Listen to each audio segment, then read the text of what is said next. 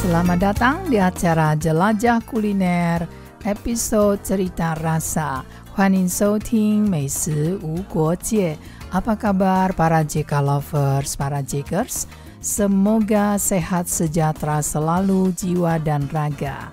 Saya Maria Sukamto mengajak Anda menjelajahi satu bahan yang sering kita anggap biasa, padahal dia luar biasa. Hari ini kita bahas bahan yang cantik, menyehatkan, bisa menjadi bahan dari banyak makanan. Nah, siapakah dia? Yaitu ubi ungu. Dalam bahasa Taiyinya adalah Owa Hanji.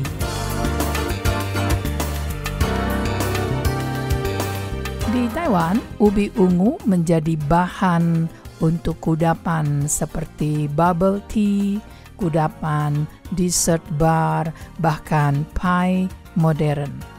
Di Indonesia, ubi ungu juga sering muncul dalam kue tradisional, bahkan sebagai gorengan. Yuk teman-teman Jakers, kita bahas sejarah rasa, kreativitas resep, dan sensasi warna ungu ini. Owa Hanji, ubi ungu Taiwan, dari pangan darurat menjadi ikon budaya. Tapi sebenarnya ia bukan asli dari Taiwan, tapi menjadi pahlawan di Taiwan.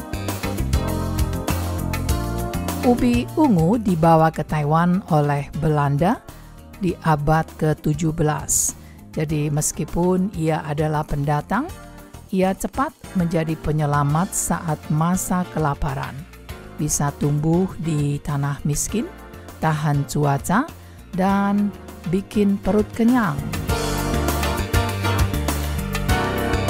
Owa Hanji, ubi ungu, tanaman pendatang yang menjadi penyelamat di Taiwan ini, pada awal abad ke-17 saat Taiwan masih berada di bawah pengaruh Belanda, masih dalam penjajahan kolonial Belanda, ubi ungu dibawa masuk dan mulai dibudidayakan.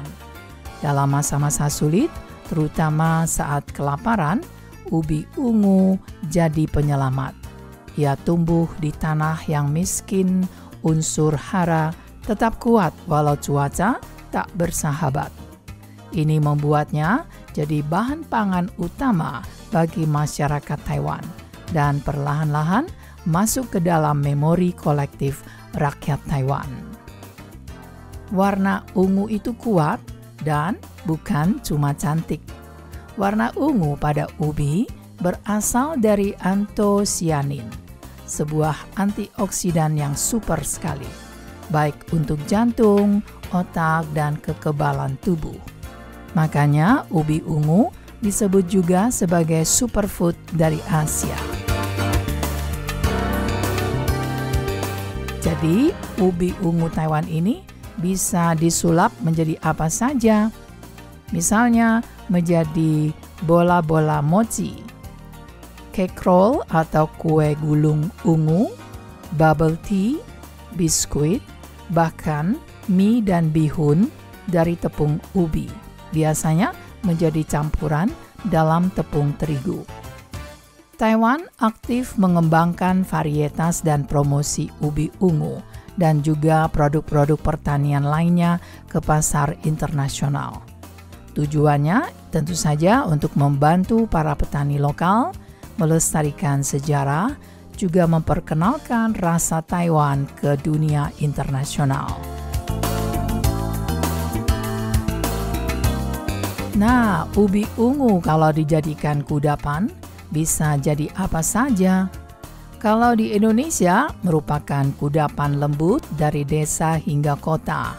Ubi ungu di Indonesia sering ditemukan dalam bentuk kue klepon ubi ungu, versi modern dari jajanan pasar, kenyal dan berisi gula merah. Atau getuk ubi ungu disajikan dengan kelapa parut. Bola-bola ubi goreng, jajanan yang renyah di luar, lembut di dalam. Juga bisa menjadi kolak ubi ungu, direbus bersama pisang, santan, dan gula merah. Tentu akan lebih gurih lagi kalau ditambah dengan daun pandan. Juga sebagai keripik ubi, manis atau gurih, menjadi snack favorit. Jadi selain cantik, ubi ungu yang juga dikenal kaya antioksidan dan serat, sehat dan nostalgia sekaligus. Bagaimana kehadiran ubi ungu di Taiwan? Si ungu elegan yang viral. Taiwan juga tidak kalah dalam cara memodernkan ubi ungu, yaitu dibuat kudapan bola ubi dalam dessert. Disajikan dingin atau hangat dalam mangkuk manis. Ini ada kesamaan dengan Indonesia, bukan? Dan juga sebagai teh susu ubi ungu, campuran minuman boba drink dengan puree ubi, creamy dan lembut sekali.